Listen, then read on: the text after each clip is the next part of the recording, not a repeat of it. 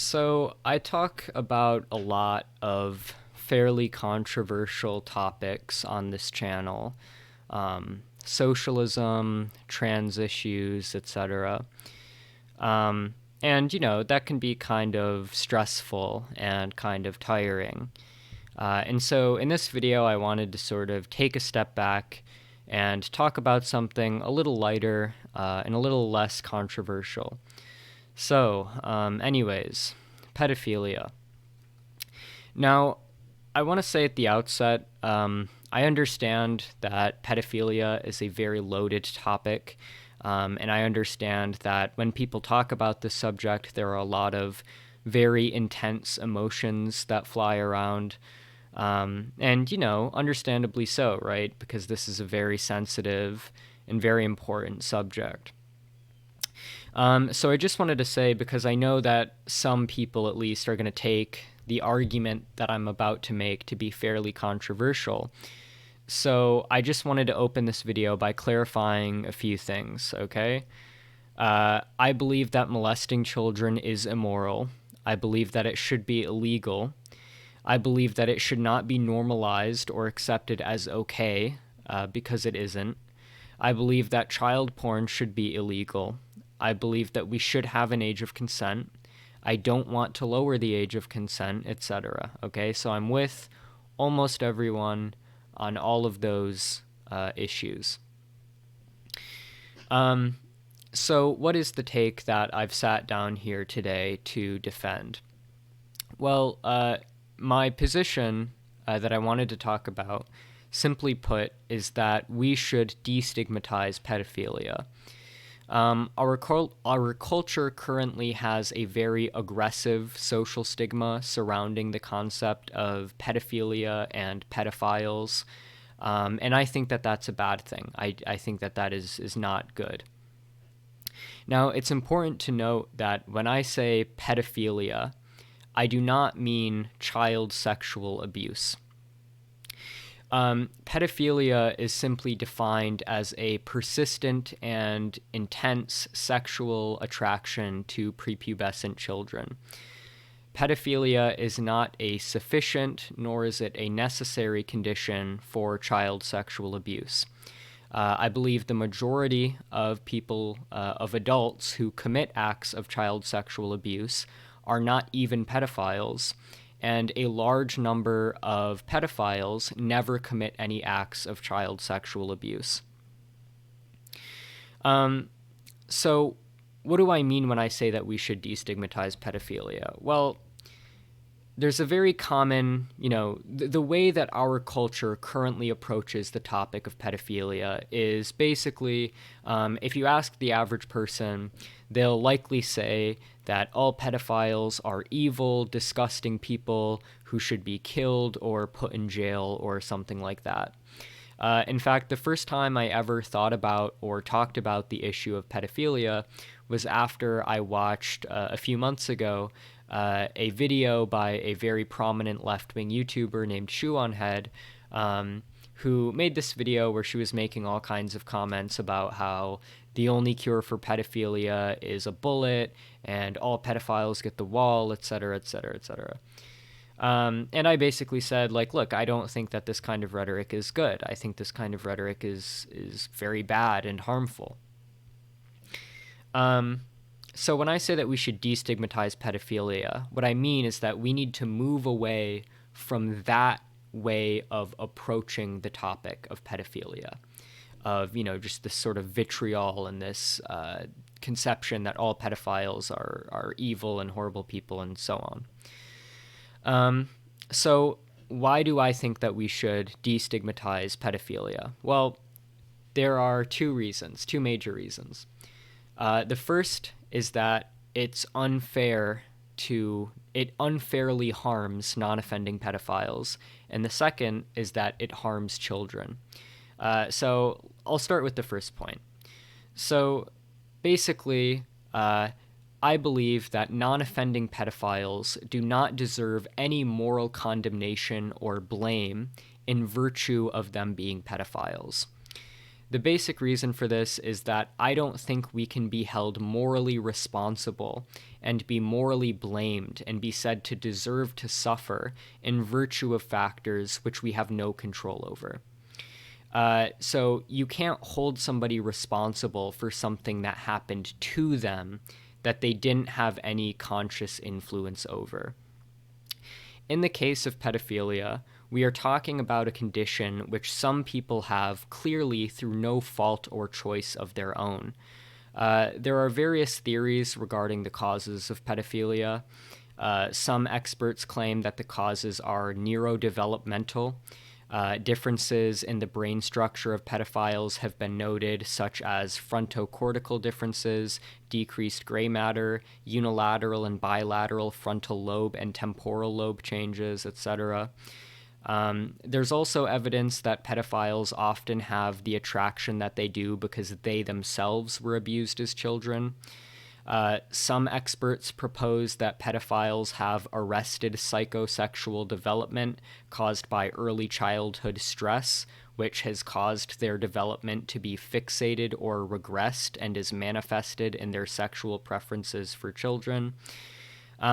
So pedophilia is likely caused by a variety of neurological causes, as well as environmental and developmental causes related to things like childhood stress and trauma. Furthermore, pedophilic attraction is not something that pedophiles can simply will out of their minds. Even with professional help, decades of research has found that pedophilic attraction is not something that can be cured.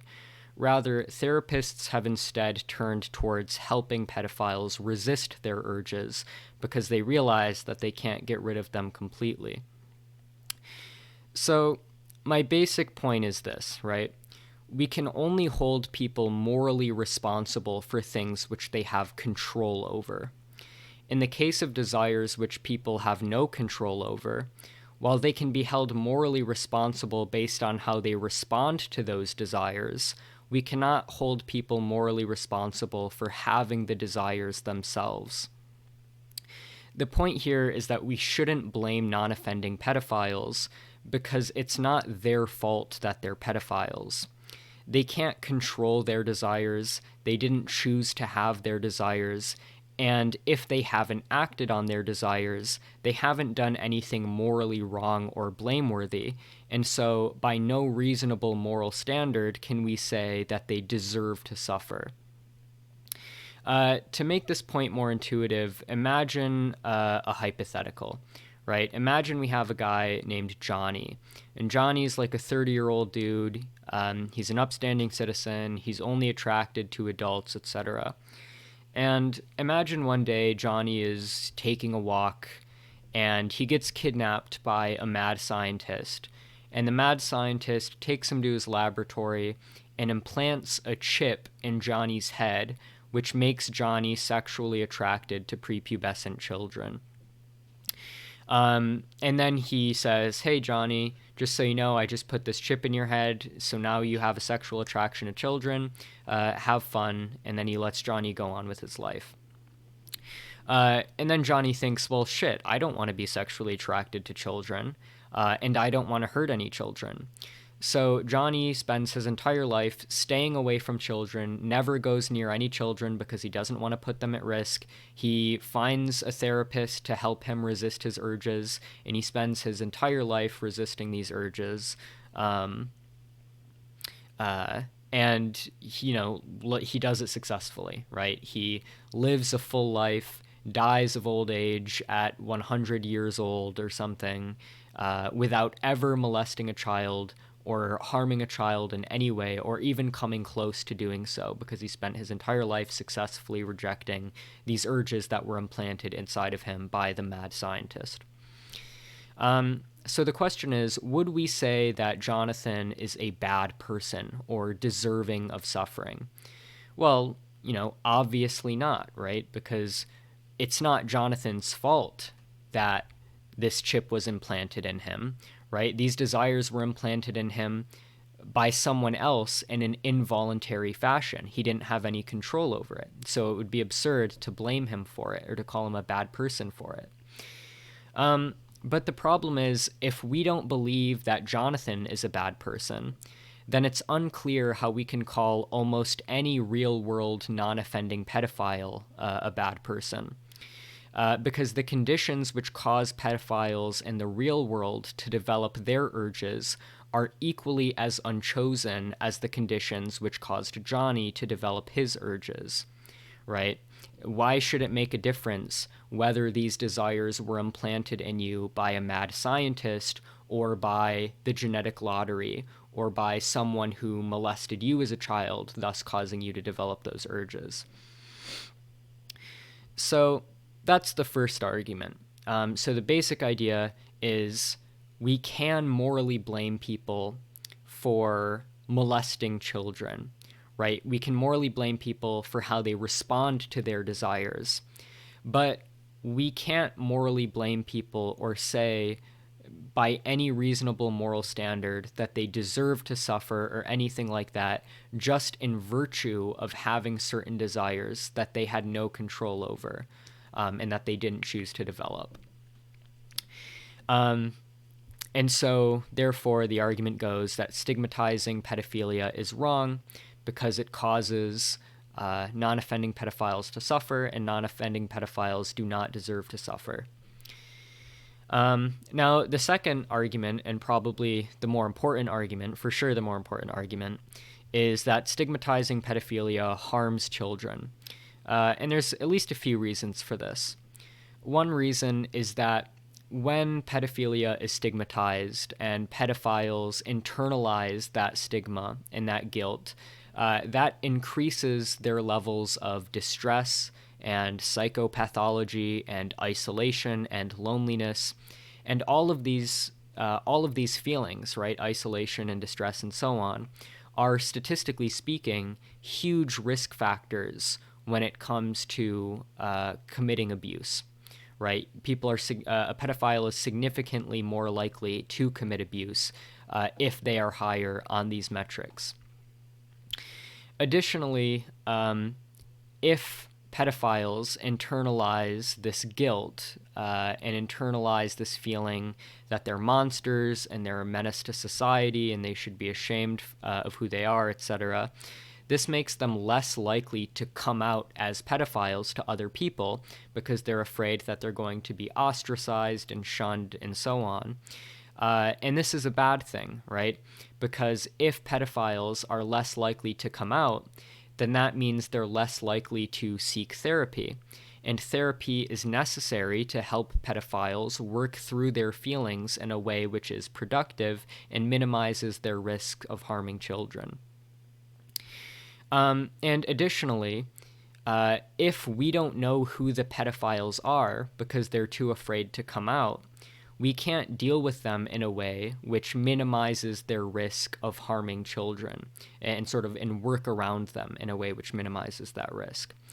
So, for example, I would much rather live in a society where pedophiles feel comfortable to come out as pedophiles so that then we as a society can say, okay, thanks for letting us know. Now we're going to, bar you from having certain jobs. So, for example, now that we know you're a pedophile, we're not going to allow you to become a teacher or a babysitter and so on. We're going to make sure that you have some distance from children. We're going to make sure that you, get the therapy that you need to minimize your risk factors, etc. And, if we don't know who any of the pedophiles are, because they're all too afraid to come out, we can't do this. And that puts children at risk. And I think that's bad. I don't like putting children at risk. I would like to minimize the risk of child sexual abuse. And as a final point, it's worth noting that everything I just said is basically consensus among the leading experts of pedophilia. I'll link various papers from the American Psychological Association in the description and from other leading experts in the field of pedophilia, all of whom basically agree that yes, we ought to destigmatize pedophilia, and that the stigmatization of pedophilia increases the risk of children being abused. So nothing I'm saying is really controversial inside of academia. Yeah, so that's basically it. That's all I really had to say on this topic. Thank you to everyone who watched this. Hopefully nothing I said was that off the rails. If you think it was, feel free to flame me in the comments or whatever.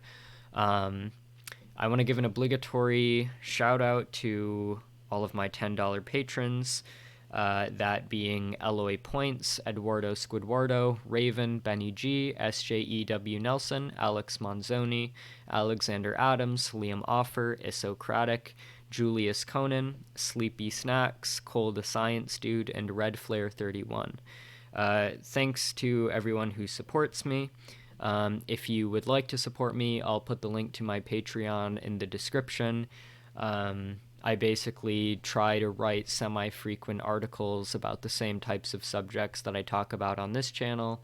That's exclusive to patrons. But yeah, either way, even if you're not interested in that, thanks for hearing me out and watching this video. I appreciate it. Peace out.